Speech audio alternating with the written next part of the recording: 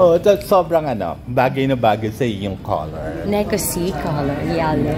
Oo, at eto ngayon nandito ka sa event nila dahil isa ito sa mga sa mga sinusuportahan mo. And nakakatuwa kasi siyempre napakabata nung kanilang nung owner. Tsaka ang ganda ng gusto nilang mangyari na parang matulungan yung mga ibang tao na hirap sa pagtulog. Tapos dun sa vitamins kasi vitamin C na to, sa isang capsule kasi is may 15 ingredients na siyang vitamins. Wow. So, talagang ikaw ba ma-vitamins ka? Oo, hindi pwedeng hindi. Sa trabahong ito, kailangan talaga, ang pundasyon mo talaga ay vitamina, vitamins talaga. Oo, at sa dami ng sa dami ng mga ginagawa mo. At siyempre may mga bata pa. Oo. Pero yan nabibilang mo ba yung tine-endorse mo? Kasi parang lahat na ng part ng katawan mo, 'di ba? Ultimo paa, kuko. Lahat na, 'di ba? Oo, lahat. Thank you, Lord. Hindi, true, 'di ba? Napakaswerte na Oo lahat naman, talaga. oo naman. Kapag naisip ko din yan, sinasabi ko talaga, thank you Lord sa lahat ng blessings talaga. Sobrang grateful talaga ako sa kung ano man nangyayari sa buhay ko at 40 this coming August. Ay, yes. Oo, hindi ka nag-iisip na ay magka-40 na ako kasi hindi na nakikita sa itsura. Okay lang, wala namang masama sa pagiging 40. Tapos may 2 anak pa ako. Tapos ganyan kakaganda. Talagang 40. So, would you say na at your age parang kumbaga wala ka nang mahihiling pa? Actually, ang lahat namang ito ay ginagawa ko. At siguro for sure si Dong hindi sasabihin niya para sa mga anak talaga namin. Siguro bonus na lang para sa aming mag-asawa. Pero bilang isang magulang, wala ka naman gustong at hangad mo sa mga anak mo na maging magandang buhay nila. Pero ikaw personally, Personally, yung gusto parang, mo pa talaga? Kasi actually, parang nasagot na ngayon ng balote. Kasi sabi ko dun okay. sa ginagawa ko in showbiz, parang soap opera, mga pelikula. Pero hindi ako nabigyan ng chance na makalabas sa box ko o kung dun sa, ano mo yun, sa comfort zone ko. Parang ito dahil sa balota, nabigyan nila ako ng chance na ibigay baga sa akin yung hindi ko pa nagagawa. Ano yung sobrang nakaka-excite sa'yo sa balota? No filter talaga lahat eh. Pag sinabi ko no filter, itsura, lines, at mga ginagawa, lahat talaga raw. What do you mean? Yung lines? Ba't hindi ka conscious na baka de-glamorize naman ako dito. Yun nga yung gusto ko para something new naman for me. Kasi gusto ko talaga yung something iba na hindi ko nagagawa. So ito yun, ginawa ng balota. And because of that, ang dami mong pasap-pasap. Peklat na ba yung iba? Oo, pero gagaling naman yan. Okay lang yan. Bakit ganun yung nangyari? Bakit ganun? Ang dami kasing mga eksena, baka masyado na ako nagbibigay ng information. Pero nakita naman sa picture kasi kung ano itsura mo eh. Actually, dun sa Katambayan, kung sumusunod kayo dun sa aking feed doon, medyo nag-share ako ng 3 pictures lang naman ng mga nangyari sa akin doon. Pero yun ay 3 picture lang, pero napakadami pa nun. Oo. Ano yung gusto mong talagang kumbaga i-share sa mga manonood yung na gusto mong makita nila dun sa panonood. Alam mo, titular, after ng Rewind, na may mga tao after manood ng Rewind, ang dami lang napulot na aral. Sa bawat pupuntahan ko, para yun ang sinasabi nila about Rewind. Alam mo ba, may wake-up call para sa akin. Pinuntahan ko yung nanay ko, parang ang daming ganun. Parang sabi ko sa sarili ko, parang sabi ko sa sarili ko, ang ganda gumawa ng isang pelikula na paglabas ng sinihan, may matututunan sila. Kumbaga, may makukuha sila. Dito sa balota, ganun din ang mangyayari sa kanila. Ikaw mismo, marami ka bang nakuha? Madami kasi parang akala mo lang ikaw mag-isa ka, parang feeling mo yung boto mo wala lang dahil mag-isa ka, pero hindi. Dahil sa oras ng mga botohan, parang lahat tayo pantay-pantay yung boses natin na kailangan talaga. Excited ka na ba? Kasi ito na, ilang weeks na lang. Super excited. Kaya nung binigay sa akin kung kailan yung premiere night namin, kung kailan yung ganito, sabi ko, ay finally. Kasi hindi ko pa napapanood yung balota ng buo. Kumbaga, meron lang akong konting dinab, pero ayaw kong panoorin ng buo. Kasi sabi ko, kay Derek, gusto kong panoorin ng buo talaga sa screen na. Sa premiere night na. Acting piece ba ito, Marian? Ang balota. Kasi Sinimalaya kasi alam naman natin ang level. Ang galing kasi ni Derek Kip din eh. Actually, lahat din ng ka-eksena ko doon, parang ang saya.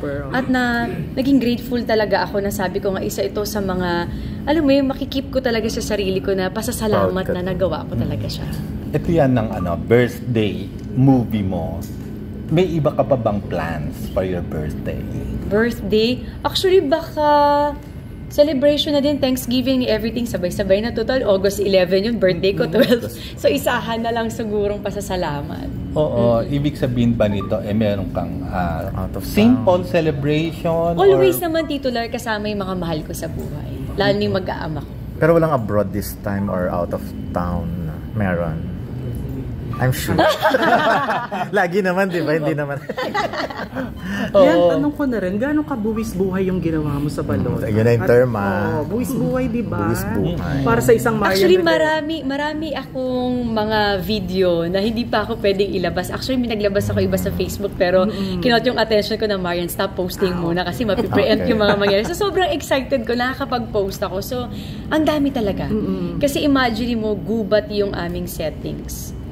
Doon na, nangyari. Ang dami na. So, may isang clip akong pinakita na umakyat ako ng puno. Tapos iniwan nila ako sa puno. So, yung takot ko doon, nagamit ko doon sa eksena. Yan, bukas, GMA Gala na. Kumusta yung paghahanda mo? Nasaan ba yung nasaan ba si Mel? Tinawag talaga yung nag-aayos sa akin. Medyo okay na naman kami. Ano ang aasahan namin tomorrow? Kasi everybody's anticipating kung ano kaya ang look niya. Naku, siguro yung look bonus na lang yun. Ang nililook forward ko ay makita yung mga Kapuso stars natin doon na hindi ko nakikita para makamingle uli sila. Pero ano ang color ng gown? Secret!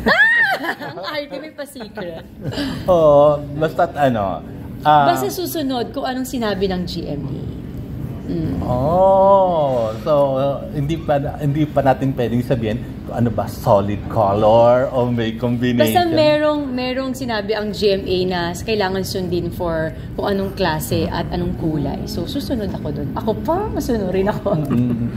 Sabay kayong darating nito? Oo naman, sabay.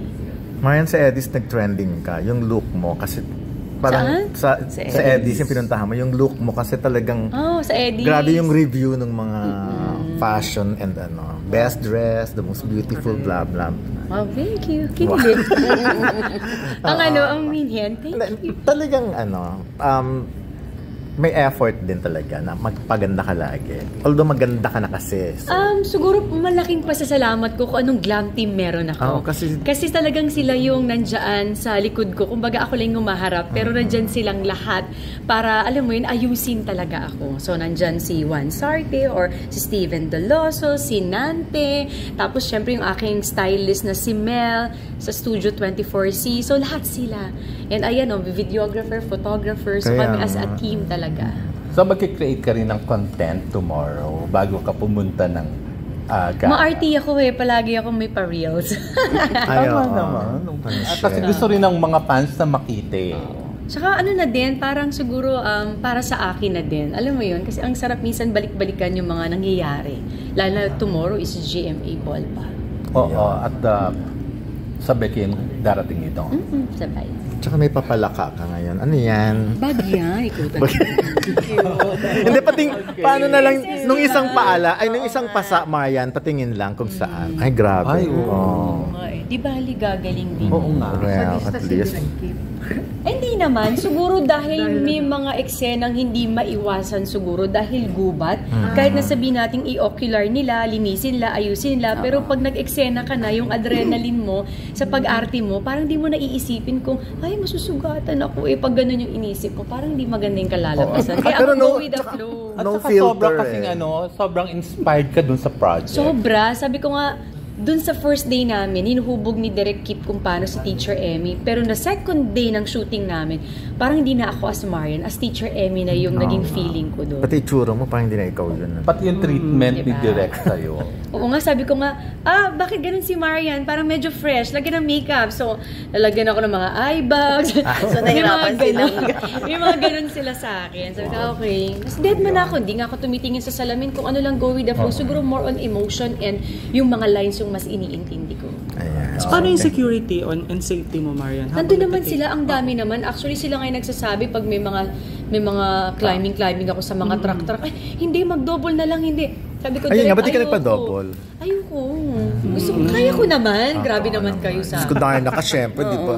Oo, sabi ko nga, na-miss ko yung mga fight scene ko. Ayan, so next project mo, may fight scenes na. Pero sila, direct keep, ano talaga sila, takot talaga sila. Parang sinasabi nila sa akin, Marian, check muna natin. Kami na muna. Sabi ko, ano yung direct? Hindi ikaw. Sabi ko, ayoko direct, ako yan. Oh, So, ayun. Okay.